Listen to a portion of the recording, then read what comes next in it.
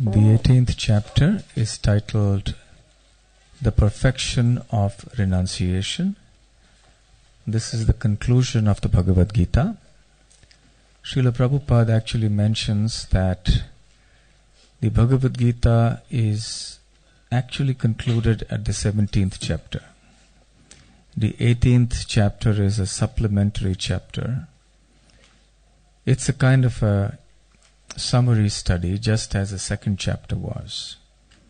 Nevertheless, in this 18th chapter, Krishna summarizes many things, puts them in perspective, and connects them all up to indicate a gradual progression of how one moves from one stage to another to ultimately reach the perfection of pure devotional service to Krishna, Krishna consciousness.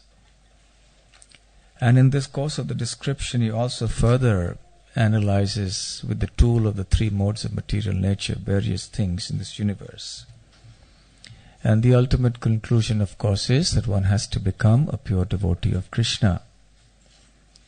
And then Arjuna, once he hears this, says, Nashto moho smriti labdha tvat prasadat tavachyuta. He says, my dear Vyasa prasadat tavachyuta.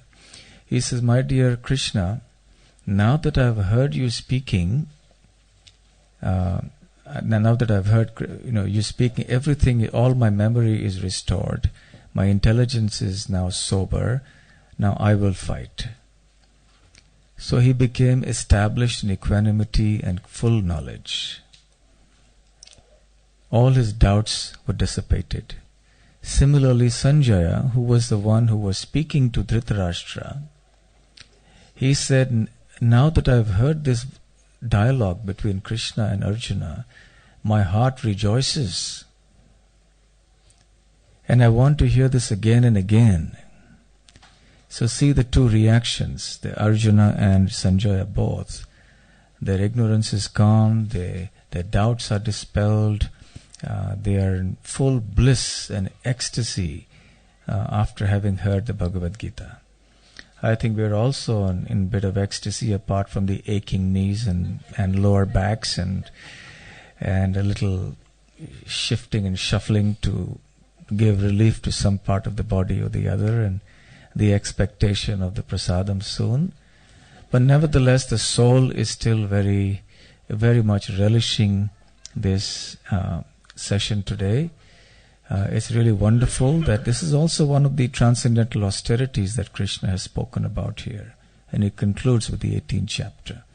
So actually reciting and reading the Bhagavad Gita is worship with one's intelligence. Just as we worship the deity of Krishna with various sorts of paraphernalia, we also worship Krishna with our intelligence by reciting and studying and hearing the Bhagavad Gita.